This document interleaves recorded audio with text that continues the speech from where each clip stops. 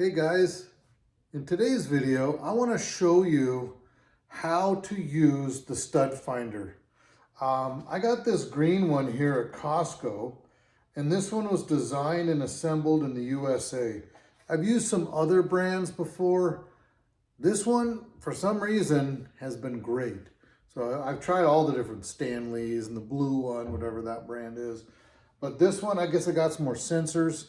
I really like it. I wish I could tell you the brand, but it's like not written on here. It's just the one that they had at Costco. So most studs are going to be 16 inches apart on the wall.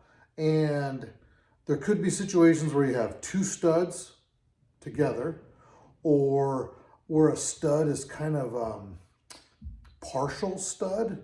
You know, it's like a second, and so they're cheaper when they build with them. Some things like that. Sometimes you can have like 2 layers of sheetrock. Sometimes you can have some plywood behind the sheetrock. All those situations make it more difficult to use the stud finder.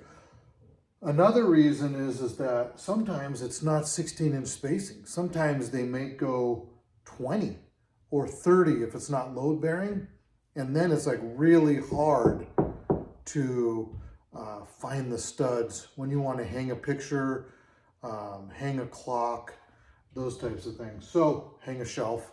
So a lot of different reasons you might want to find the studs before you mark and drill the holes.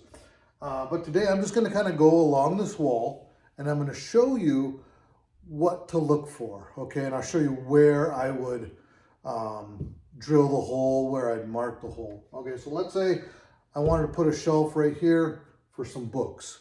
I'm not going to do that, but we're just going to go along. So you start off by putting it on the wall and holding the button.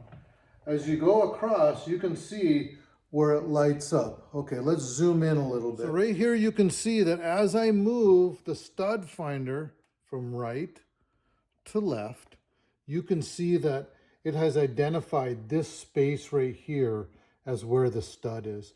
So what I would do is I would put a mark right here right in the middle of the stud. Then I could come back, drill a pilot hole, and then drill the screw in. Now, if we go along the wall to the left here, it's finding some weird stuff in here. Okay, but definitely here's another stud. And you can tell that for sure because look, as I go from right to left, and then back to the left, you can see that the stud is right there. So what I do next is I would put a mark here, drill the hole, put the screw in. So now I've identified 2 spots. So now I've identified 2 spots on the wall where I can now either mount my clock, mount the shelf. Now I got two points where I can mount a shelf and then put the shelf on top. So put those brackets in, and that'd be great.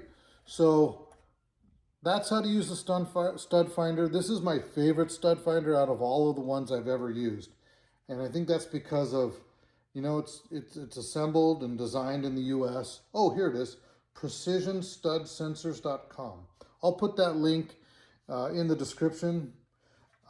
This has been great. Like I recommended this to a few friends. You know, I couldn't recommend it more. This guy's awesome, and you know, it also has the level. So if you put that on your shelf, let me just zoom in here. If you put this on your shelf, right, you can say, hey, is it level or not? You can maybe put the second bracket on the wall and move it up and down to where you find that the shelf, you know, is now level. So highly recommend this one. I'll put the URL in the description where you can check it out there. Also, they have these at Costco. Of course, other stud finders work great too, but this one I found that is the best, and I wouldn't recommend it if I didn't use it all the time. So thanks for watching. We'll see you again next time.